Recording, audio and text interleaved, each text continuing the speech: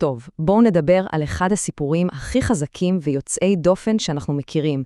סיפור מימי בית שני שמרגיש רלוונטי בטירוף גם היום. זה הסיפור על חוני המעגל, ועל הדרך המיוחדת, אפשר לומר אפילו נועז, שבה הוא התמודד עם משבר אדיר. וזוהי בעצם השאלה שתלווה אותנו לאורך כל הדרך.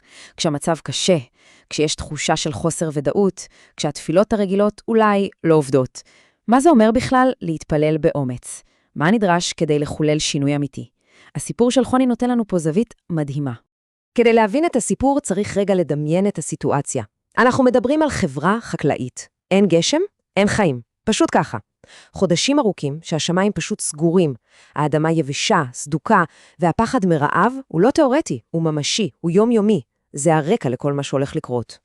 ומתוך הייאוש הזה, כולם פונים לאדם אחד, לחכם הזה, חוני. שימו לב, הם לא מבקשים פתרון טכנולוגי, הם פונים אליו כדי שהוא ידבר עם השמיים. הם מאמינים שיש לו קשר מיוחד, שהוא יכול לעשות משהו שאף אחד אחר לא יכול. כל התקווה שלהם מונחת עליו. אוקיי, וכאן הסיפור מתחיל לקבל טוויסט ממש מעניין. חוני לא הולך לבית המדרש, הוא לא מתכסה בשק ואפר, הוא עושה משהו אחר לגמרי. הוא יוצא לשדה, לאדמה היבשה עצמה, לוקח מקל, הוא פשוט מסייר סביבו מעגל על האדמה. הוא מגדיר לעצמו טריטוריה. ואז הוא מדבר. אבל שימו לב למילים, זה פשוט לא יאמן. הוא לא מבקש, הוא כמעט דורש. הוא לא פונה ממקום של ריחוק, אלא ממקום של קרבה, כבן בית, כמו שהטקסט מתאר. והוא מציב אולטימטום ברור. אני לא זז מפה עד שאתה עושה משהו. זאת לא תחינה, זו עמידה על שלו.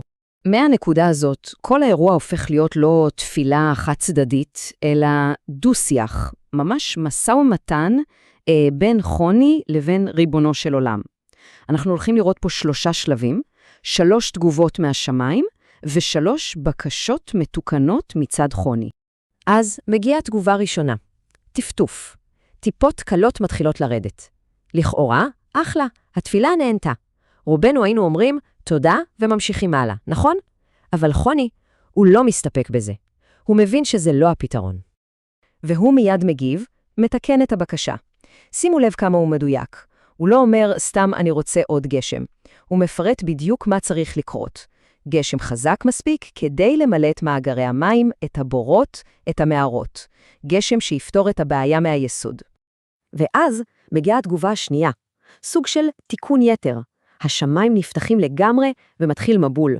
גשם כל כך חזק שפתאום נוצרת בעיה חדשה, סכנת שיטפון. הבעיה לא נפתרה, היא פשוט החליפה צורה, מבצורת להצפה. ושוב חוני מגיב, ושוב הוא מדייק, אבל הפעם הדיוק הוא לא בכמות, אלא באיכות. הוא מבקש גשמי רצון, ברכה ונדבה. הוא מבין שהמטרה היא לא סתם מים, אלא גשם שמביא איתו חיים, שמביא ברכה, לא ערס. זה כבר שלב אחר לגמרי של הבנה. ורק אז, אחרי כל הדו-שיח המפורט הזה, מגיעה התוצאה המדויקת. גשם טוב, גשם מועיל, שמחיה את האדמה בדיוק במידה הנכונה. הבצורת נגמלת, הסיפור מגיע לסוף הטוב, אבל הדיון על מה שחוני עשה, הוא רק מתחיל. אז איך הממסד של אותה תקופה, איך החכמים מסתכלים על ההתנהגות הזאת? כי בואו נודה בזה, על פניו יש פה סוג של חוצפה כלפי שמיים, לא? התגובה שלהם חושפת מתח פנימי אדיר בין כללים ופרוטוקול לבין קשר אישי ואינטימי. והדמות שמייצגת את המורכבות הזאת הוא שמעון בן שטח, שהיה נשיא הסנהדרין.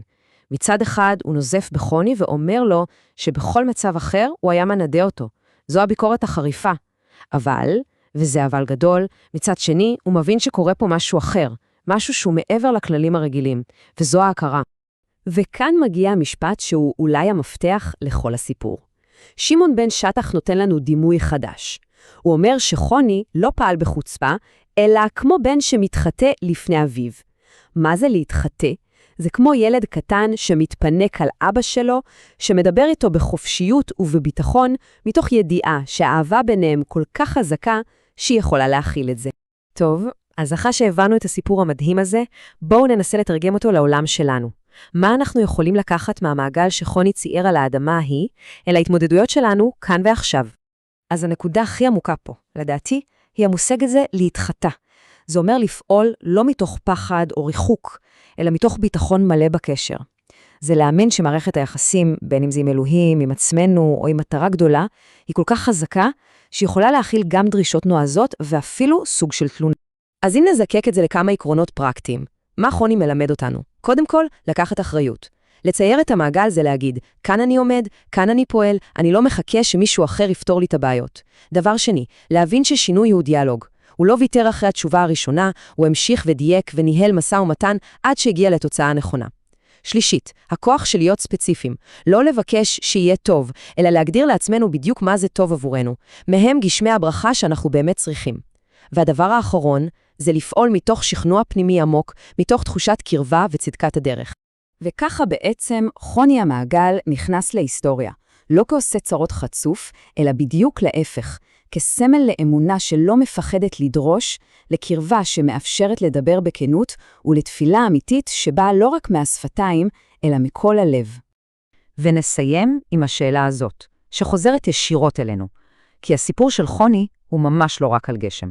הוא על להציב גבול, להגדיר מחויבות, ולהגיד עד כאן. אז מול האתגרים בחיים שלנו, מהו המעגל שאנחנו צריכים לצייר? מהו הערך? מהי המטרה שעליה אנחנו מוכנים להכריז, מכאן איננו זזים עד שהשינוי יקרה? אולי זאת השאלה הכי חשובה שהסיפור הזה משאיר אותנו איתה.